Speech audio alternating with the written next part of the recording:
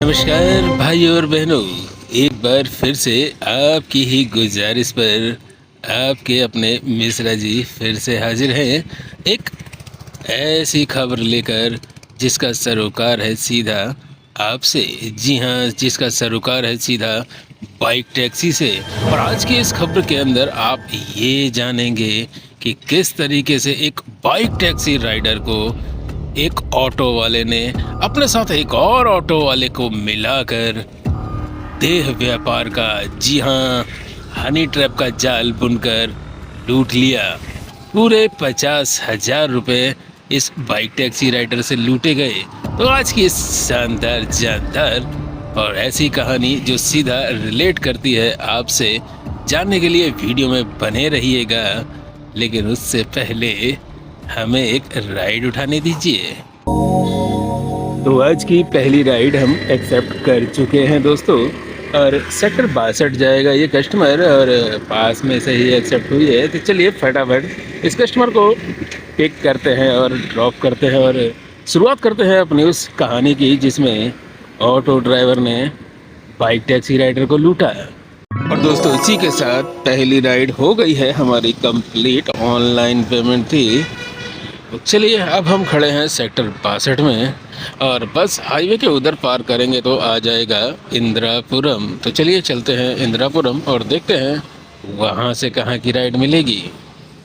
दोस्तों इंदिरापुरम में आकर तो भाई यहाँ का माहौल देखकर तो हमें वाकई ऐसा लग रहा है कि बस जैसे सारे नोएडा के राइडर इंदिरापुरम में आके खड़े हो गए हैं।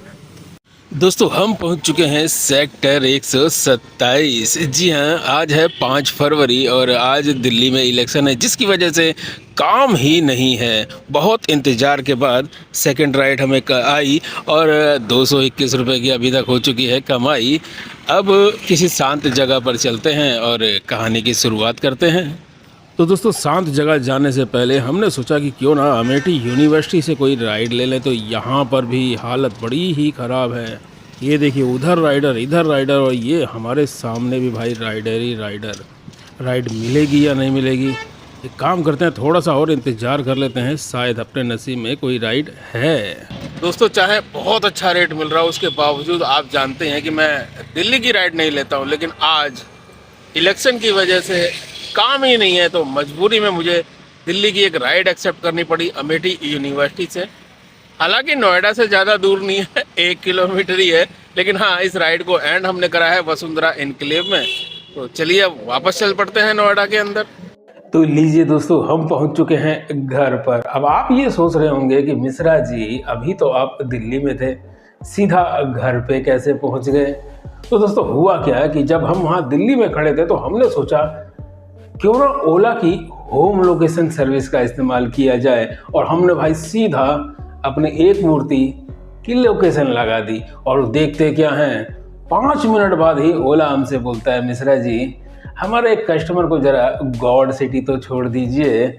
जी हाँ, होम लोकेशन पर हमें राइड आ गई थी सीधा गॉड सिटी मॉल की। तो बस वहीं से सिर्फ आधा किलोमीटर दूर से एक कस्टमर को उठाकर हम पहुंच गए गॉड सिटी मॉल। और कस्टमर को छोड़ने के बाद हमने देखा कि बैटरी अब तो सिर्फ 20% बची है। तो हम आ चुके हैं घर पर, और टोटल अगर काम की बात करें तो आज भाई काम, जिस दिन काम नहीं है उस दिन भी काम 363 रुपये का हो चुका है। तो चलिए अब शुरुआत करते हैं उस कहानी की जो थोड़ी ऐसी है कि उस पर विश्वास कर पाना थोड़ा सा मुश्किल है। तो दोस्तों ये घटना है बेंगलोर की। पूरी घटना को तसल्ली से सुनिएगा, आप भी चौंक जाएंगे कि क्या ऐसा भी होता है। तो दोस्तों इसके अंदर एक किरदार है हमारा बाइक टैक्सी राइडर, और दूसरी तरफ उसको फंसाने वाले हैं कम से कम 6 लोग। जी हाँ, इन 6 लोगों के अंदर 4 तो महिलाएं ही हैं और 2 ऑटो ड्राइवर हैं। हुआ क्या कि हमारे ये बाइक टैक्सी राइडर, इनकी इच्छा थी शादी करने की। इन्होंने अपनी इच्छा को उन 4 महिलाओं में से किसी एक महिला के सामने जाहिर कर दिया था, और बस यहीं से शुरू होती है हनी ट्रैप की कहानी। जब इन महिलाओं को पता चला कि इस तरीके से ये शादी करने की इच्छा जाहिर कर रहा है और शायद इसके पास पैसे भी होंगे, तो इन्होंने 2 और ऑटो ड्राइवर को अपने साथ मिला लिया। दोनों ऑटो ड्राइवर और ये 4 लोग मिलकर प्लान बना चुके थे इस बाइक टैक्सी राइडर को लूटने का।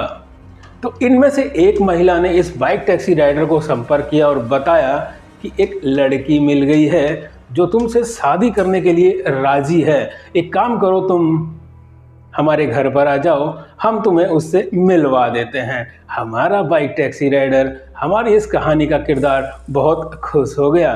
तुरंत ही वो बताए गए पते पर पहुंच गया और जाकर वहां पर उसने जब देखा, उसे अपनी सपनों की रानी वहां मिल गई। थोड़ी देर बातचीत करने के बाद बाकी की जितनी भी लेडीज़ें थीं उन दोनों को छोड़कर, यानी हमारे बाइक टैक्सी राइडर को और जिससे संभवतः उसकी शादी होने वाली थी, जैसा हमारा बाइक टैक्सी राइडर सोच रहा था, उन दोनों को वहां पर छोड़कर बाकी की सभी लेडीज़ें बाहर चली गईं। थोड़ी देर बाद प्लान के तहत, जी हाँ प्लान के तहत, दोनों ऑटो ड्राइवर फर्जी पुलिस की ड्रेस पहनकर वहां पर छापा मार देते हैं।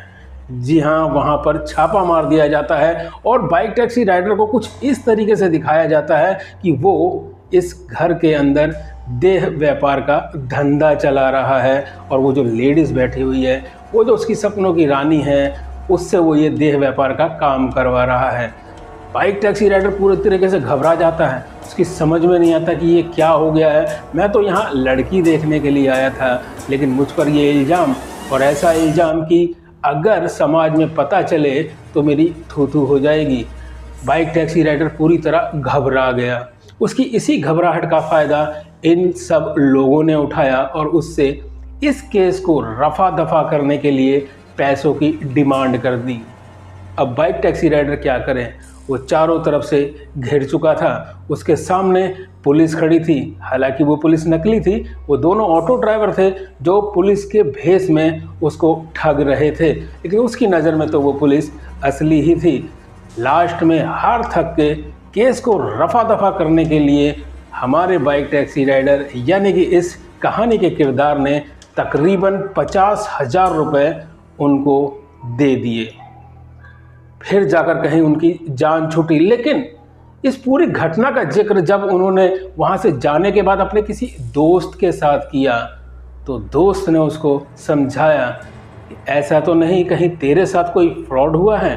जब बाइक टैक्सी राइडर को ये एहसास हुआ कि हाँ हो सकता है मेरे साथ ये फ्रॉड ही हुआ है, उसके बाद बाइक टैक्सी राइडर ने ये सारी घटना लिखित में पुलिस स्टेशन के अंदर दी और पुलिस ने पेमेंट गेटवे के द्वारा जो उसने अपने मोबाइल से उन लोगों को पेमेंट करी थी, उस पेमेंट के द्वारा छानबीन करके इन सभी को, वो दोनों ऑटो ड्राइवर को और चारों महिलाओं को गिरफ्तार कर लिया।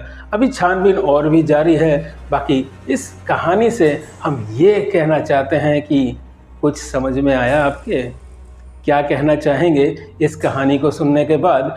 अपने विचार कमेंट्स में ज़रूर बताइएगा। हम मिलेंगे एक और कहानी के साथ जो कहीं ना कहीं खोलेगी आपकी आँख। तो चलिए उस कहानी से पहले इस कहानी की वीडियो को कर देते हैं ख़त्म और आप सभी से जाते जाते कहते हैं जय हिंद, जय भारत।